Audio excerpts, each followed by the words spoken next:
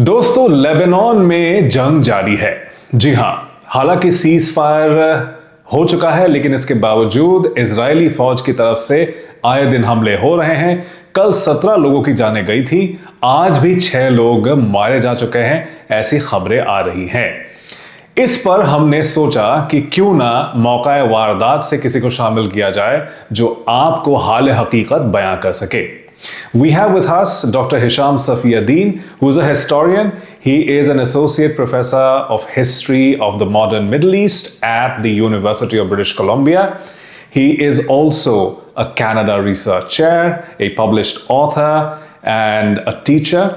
He is from Lebanon. He is there right now, and he's going to tell us what is happening on the ground, if the ceasefire is holding, or is the Israeli Defense Forces continuing to violate the terms of the ceasefire.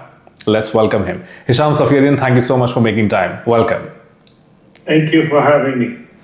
Hisham, so we are hearing reports from Lebanon saying that 17 people were killed yesterday, and even before that, we have heard condemnations coming from the president of Lebanon, Youssef Aoun, also from the Prime Minister, Nawaf Salam. He in fact said that Israeli forces are committing war crimes. What is the situation over there? Please tell us. The Israeli aggression and invasion and current occupation of Lebanon has been ongoing for a long time. Ever since the attack, the U.S. Israeli attack on Iran, we've had a large-scale military invasion in Lebanon. And there's not a single day without Israeli attacks, and I would also say not at all a single day without these attacks killing Lebanese, civilians, combatants, you name it, men, women, and children. The numbers keep going up. We've had hundreds, if not more than 2,000 dead and several thousand injured. We've also had destruction, large-scale destruction of the raising of the house demolitions in the regions where the Israelis have taken hold. We've had actually blowing up entire villages. I just saw a mountain disappear literally in the village of Qantara a few days ago because of extreme explosions. We're not sure if they're using ammonium nitrate or other relatively cheap material to conduct that. Today in the village of Shama in the south, they've also bombed or blown up more of the village's possibly traditional historic sites. So we're really witnessing real-time ethnic cleansing campaign and expansionism and violence by the Israelis on a massive scale, reminiscent in some respects to what's happening in Gaza. Now, 2 days ago, US President Donald Trump gave an interview to Israeli television channel News 24 in which he said that he loves Lebanon, he loves the people of Lebanon. Benjamin Netanyahu needs to conduct surgical operations and not indulge in large-scale destruction. He says that it's basically due to Iran, and if Iran is controlled, then the problem in Lebanon will be solved. How do you respond to that? How do you perceive this to be? Is it a peace call, or is it a threat for more destruction? Well, I think Trump doesn't love anyone but himself. So these kinds of statements that this megalomaniac, unbridled head of the most, I would say, powerful empire is not interested in the safety, security, or well-being of the Lebanese. Quite the contrary, the U.S. is the largest supporter of Israel in terms of financial, diplomatic, and military.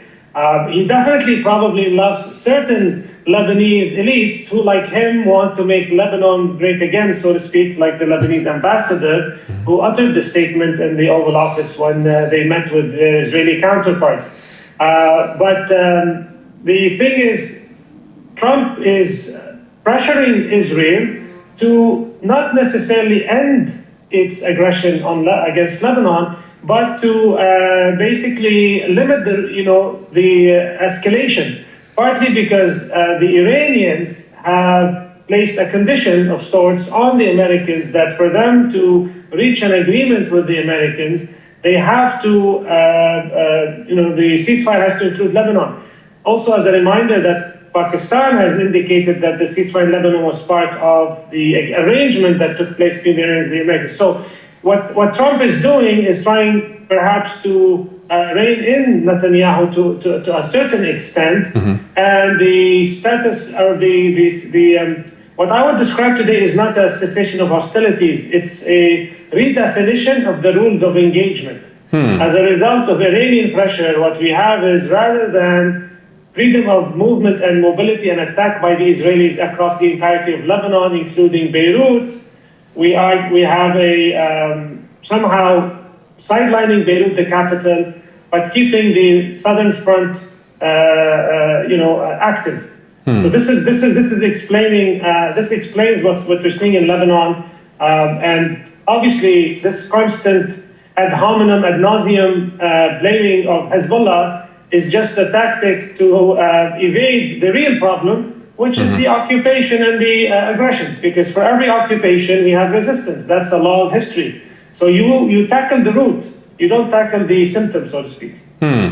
I also read in an Israeli publication, I'm forgetting if it was the Times of Israel or Jerusalem Post, 2 days ago, in which they said that the Netanyahu government is trying to convince the Trump administration that a deal needs to be done within the next 3 weeks, failing which Trump needs to bless another Israeli offensive, which will be large scale and which will be a decisive fight of sorts.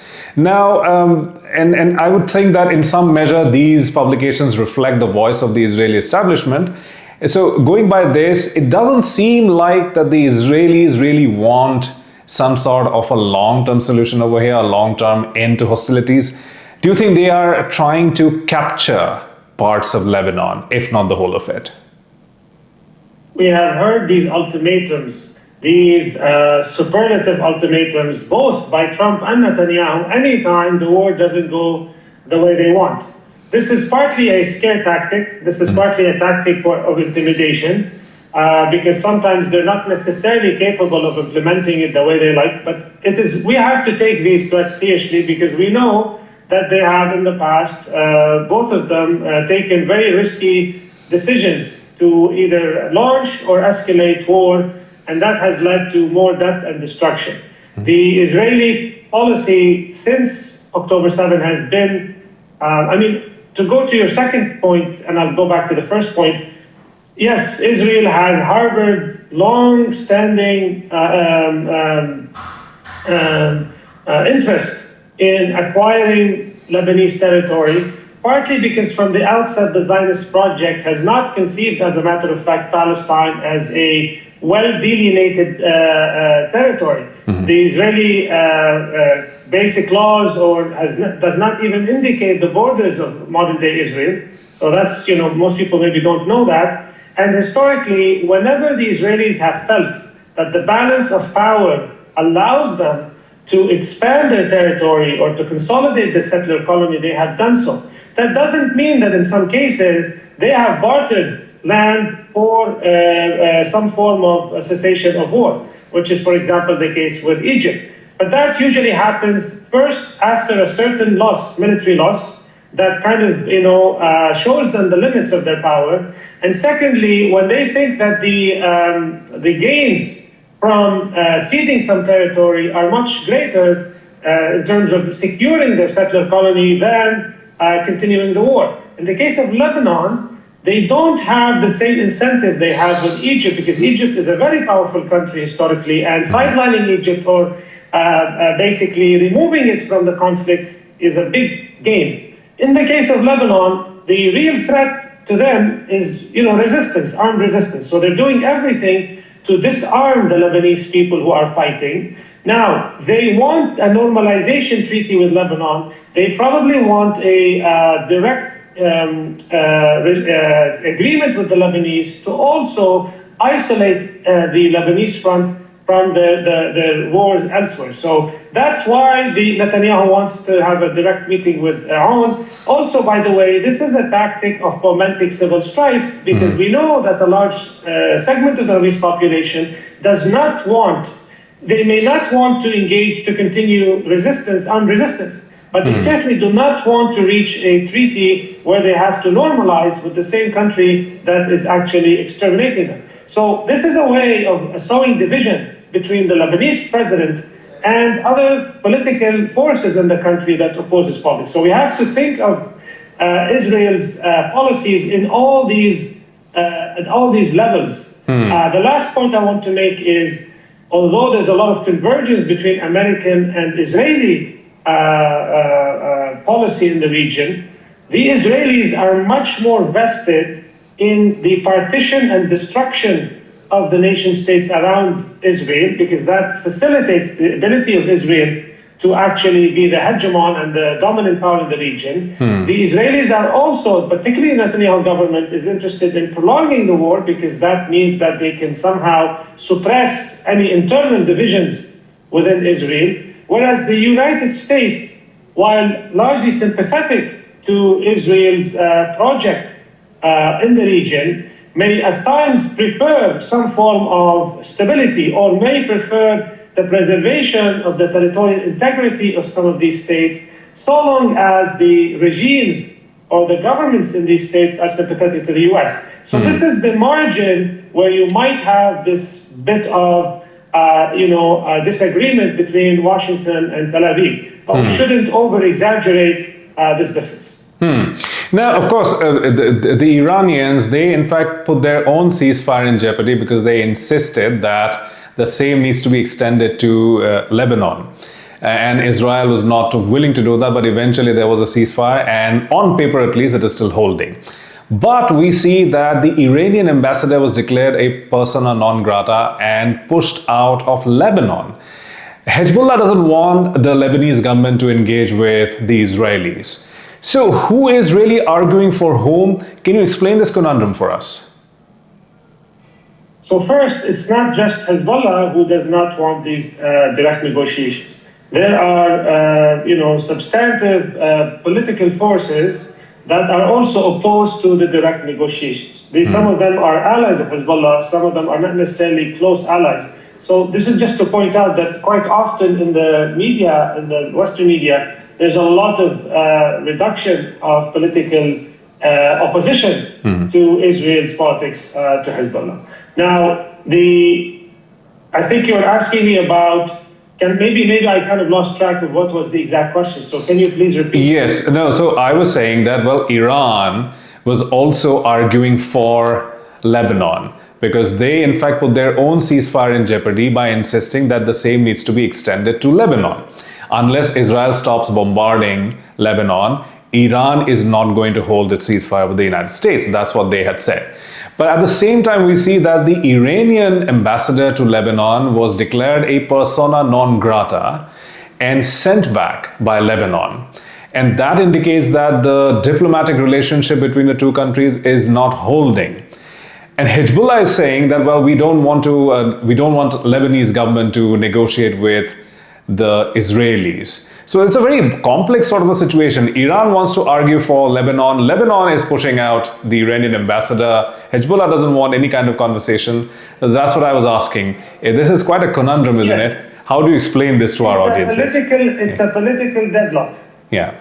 So Lebanese sovereignty is not, if we think of sovereignty as people's sovereignty, if we think of sovereignty as resistance to occupation, the Lebanese government and the Lebanese presidency are not actually acting in the interest of Lebanon's sovereignty. They are placing the Lebanese state under the tutelage or the sphere of influence of the US. And this is very dangerous, because every time Lebanon decides to fully become a satellite state of a particular axis or alliance, the sectarian and multiple political, there isn't a strong central sovereign state in Lebanon. So anytime you have this division, it's not easy to implement. So the decision by the Lebanese presidency and the government, the prime minister, to expel the Iranian ambassador, to basically create a serious diplomatic crisis with Iran, at the moment when possibly it could actually leverage Iran's insistence on Lebanon, is a sign of the widening rift between the forces that are pro-US and pro-Israel, even if they may claim or they may condemn Israel, but objectively speaking, they're on that side, and the forces that are opposed. And this is why the direct negotiations without national consensus is going to put the Lebanese, the negotiating team, in a very, very weak position vis-a-vis the Israelis. Now, they put some brakes on their negotiating tactics, the president, but we don't know how long can the presidency tolerate, or I should say withstand, the different pressure that you're talking about that are coming from different places. So we are in a bit of a crisis in Lebanon, and there's no easy way out. My final question, Dr. Safiuddin. We saw the United Arab Emirates exit OPEC just 3 days back, and that became big news internationally. And it was said that it actually weakens the ability of countries in the Gulf to have control on oil prices. Now, just a week before that, UAE was actually telling the United States that it needs to give more guarantees to UAE, or it would do its entire oil trade in yuan, the Chinese currency. So, do you think because of this conflict and because the insecurity that GCC states are experiencing because of this conflict with Iran, the entire geopolitics in the Middle East is going to change fundamentally? I do, except of course, as any academic will tell you, one has to not speak with total certainty. But what the United Arab Emirates has done, firstly, as you rightly point out, they have undermined the ability of producing countries to actually, control the prices in a manner that reflects the interest, presumably, of these countries' economic interests. And this is, of course, to the benefit of consumer countries and mostly global north countries. So this was the move. The UAE has put all its lot initially through the Abrahamic Accords, through its alliance, both military, diplomatic, with Israel, normalization with Israel, its aggressive policy of attacking Yemen. They have, I think, also sometimes not towing the line with Saudi policy. They are trying to maintain this very hawkish position, but it's putting them in a very difficult situation because they are very close to Iran. They are much smaller than Iran. If they insist on antagonizing Iran, they will have to precisely seek either further patronage by the United States or Israel, or have to seek that from China. But I think they are somewhat not confused. I think they are trying somehow in desperation to sulking even. I think it's a bit of a sulky policy to exit OPEC the way they did. They also demanded the money they had loaned to Pakistan to be paid back. So they are behaving a bit in a manner that I think reflects their lack of equilibrium. But what we are witnessing now on a larger scale, to go back to your main question, is the first instance since the consolidation of U.S. hegemony in the region, unparalleled after the first Gulf War. We are witnessing the first serious instance of the breakdown of the security pact and the geopolitical alliance that had existed for so long between the United States and these Gulf regimes. And it is not clear whether either they, depending on the outcome of the war, they will either submit further to U.S. diktats by perhaps financing further militarization, by demanding the same kind of defense systems that Israel has, or if they find themselves totally exposed if the war resumes and Iran has the higher point, they might have to, some of them will probably seek further closer ties to Iran, by the way, or seek China and other countries for support. So it's still not clear which way it's going to go, but historically they are so attached to U.S. imperialism, it's hard to see how they can break it off without undermining their own security as regimes and their own, geopolitical strategy. Before I let you go, I just want you to confirm that these attacks are still happening in Lebanon, even though the ceasefire is holding. Even today, there have been attacks we are hearing. Is that true? They are daily. We have. There's no. The thing is, if you keep repeating a word, as we both know, people might believe it. Yeah. There is no such thing as a truce or a ceasefire in Lebanon. It applies to Iran versus U.S. and Israel. We are seeing an economic, now the war with Iran has ceased to be military, and military strictly speaking, and has turned into economic warfare. Mm-hmm. This did not happen in Lebanon. The only difference is from before the so-called ceasefire, or truce, I should say, and after. Before the truce, the war involved Beirut and other parts of Lebanon. After the truce, and not directly after, we had a bloody Wednesday in which we had 100 raids in 10 minutes that killed over 400 people. But after this first major violation, there was a sidelining of Beirut and some parts of Lebanon. And now the war has become confined mostly to the south. So I would call it a new rules of engagement, not truce. We have a new rules of engagement. We do not have a truce whatsoever. And unfortunately, and this is the painful part because we always analyze sometimes in a cold manner, the longer the Israelis remain in parts of South Lebanon, the more devastating their destruction of the Lebanese rural and village fabric. I have to unfortunately witness this on a daily basis. And this is what is painful, is that time is not, the long, we cannot afford again and again to keep waiting to see what happens rather than reining in at a minimum what are crimes against humanity, crimes against war crimes, and violations of international humanitarian law.